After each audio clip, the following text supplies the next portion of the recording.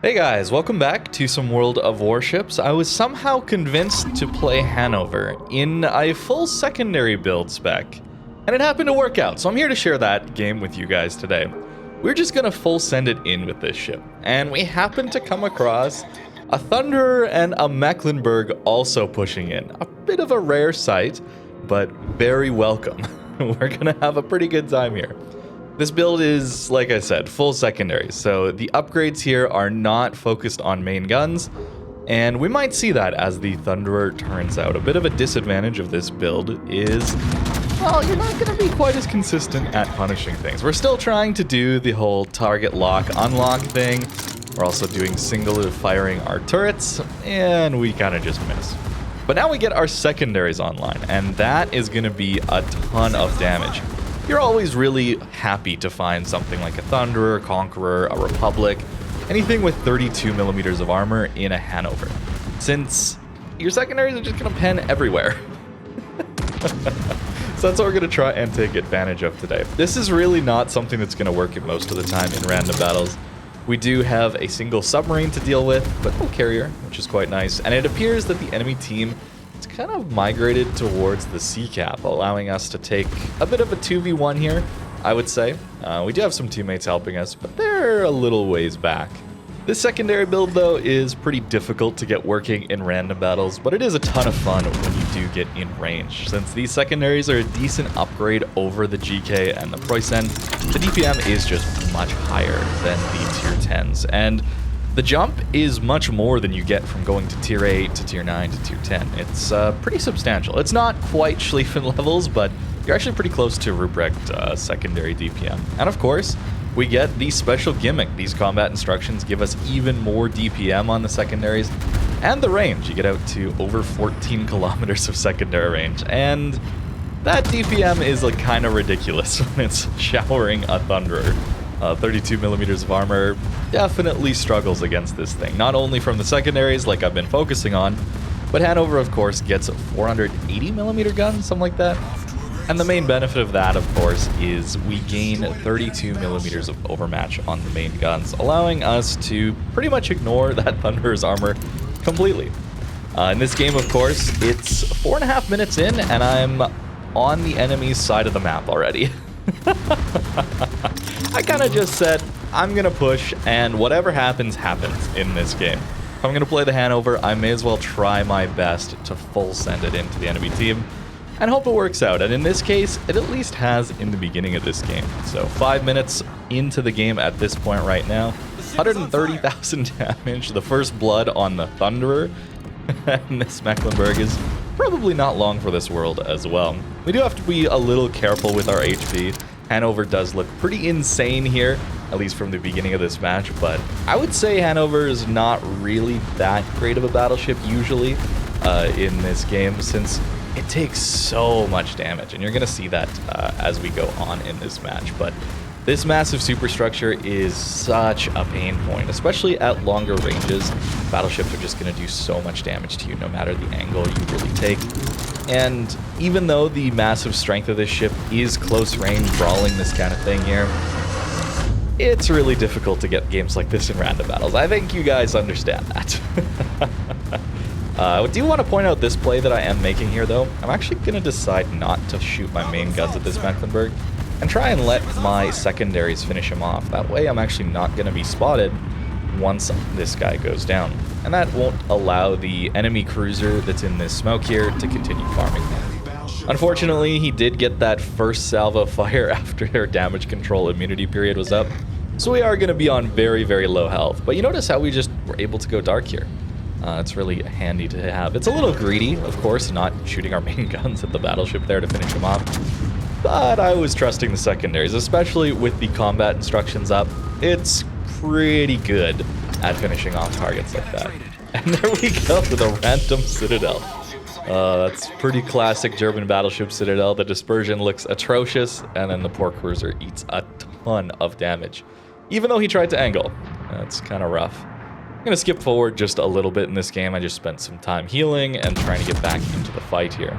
This game is not going great for our team, but, you know, we have the opportunity here to converge on the B cap and try and lock the enemy team up in C. You notice we still have friendly ships down in the south of C, and if we can push in and get that crossfire going, this should be a reasonably good game. If you're wanting to play this mid to long range battle a little more, you certainly would be wanting to take a full main gun build. And that can work on the Hannover. I just find myself wanting to play a different ship if I want to go for an accuracy focused build. These German battleships, for me, I play them to do the secondary brawling thing with the hydro and just pushing into people. And unfortunately for us this game, our team is kind of dropping like flies. That's 2 dev strikes from the enemy team already in this game. And, well, we're suddenly looking at a pretty rough position to be in the middle of the map here as the enemy team turns all their attention towards the B cap. So we're going to try and turn out here, actually, thanks to going dark. I don't have to give flat broadside to a Montana and a Vermont. I'm hoping that I can get this turn in a little bit sooner, and that way I can stay angled to those guys and maybe focus on the cruisers in the C cap. That's really what we need to do. The battleships in the north aren't having the most battle impact, unless, of course, we just charge in flat broadside to them and get dev struck again. Enemy Vermont had a pretty good game in this one. That's for sure. So yeah, we're probably not going to be winning this one. We had a ton of battle impact early on in the A flank, and then we just didn't have enough speed to get back into the fight before our team kind of collapsed. And here you're going to see the big weaknesses of the Hannover's tankiness, I would say. Yeah, the main guns aren't really going to hit anything in this late game portion, but, you know, you could argue that I'm not running a main gun build. Probably would do a little better, but 7%'s not enough to really change things that much, I would say. But that's the issue right there. The long-range battleship hits into the superstructure. It's very, very damaging and pretty constant. There's not really much you can do about it. I am trying to maneuver here. I'm trying to angle my ship in different ways, trying to dodge shells, that kind of thing. And it's really not going all that well for us. We do have the 32 mil overmatch, so shooting at a Monty here, if we hit his bow, we should do decent damage. But we kind of just miss a lot of the time. So we are probably going to go down here, unfortunately. But hey, 200k is a decent game still, and hey, the early brawls are just really, really enjoyable. I was really happy to at least have that work out in the early game, that first 5 minutes, just full sending it into the enemy team.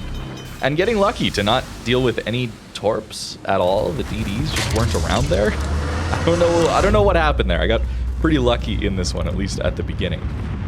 Finally, maybe a parting shot on this daring. For whatever reason, battleships seem to be very accurate against DDs. Not really sure why, but you know, 4 hits like that on a DD, that's like the size of a Citadel on a lot of ships. And yet we miss Citadels all the time. And yet we're just able to crush DDs at those ranges. Kind of crazy.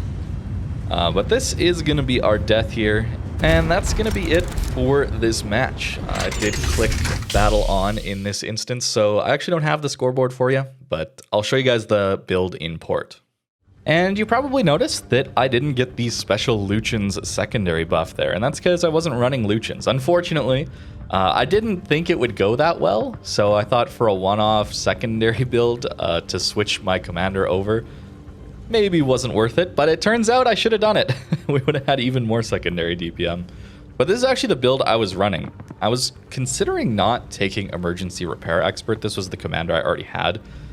Just because when you're full sending it in like that, you're typically not going to get to your 5th heal. It's much more beneficial to either take Concealment, which allows you to get a little closer before you get detected, or just running full damage and going close quarters combat, because your goal is to get inside that secondary range, which with this build is 12.5 kilometers. Sometimes upwards of 14 when you get those combat instructions. But I went with this, and we did use all 5 of our hills, and still managed to not survive this one, unfortunately. But that is the curse of a German superstructure. I know it doesn't look that big on the ship, but you gotta remember, this is a gigantic ship. This superstructure is bigger than a lot of cruisers in this game, and it's only 19 millimeters of armor. So very, very easy to farm this thing out and do a lot of full pen damage, that kind of thing, to this ship through that. And that's always been a bit of the weakness of the German battleships, unfortunately. It's one of the reasons I kind of find these German battleships to be a bit of a contradiction, where they're supposed to push in and brawl it out, and then you gave them just this massive, easily exploited weak point. and there's not really much you can do to mitigate that as a German battleship player. It's just kind of always there at any angle, ready to be exploited. As for the upgrades, this is what it looked like. Again, full secondary build in this one.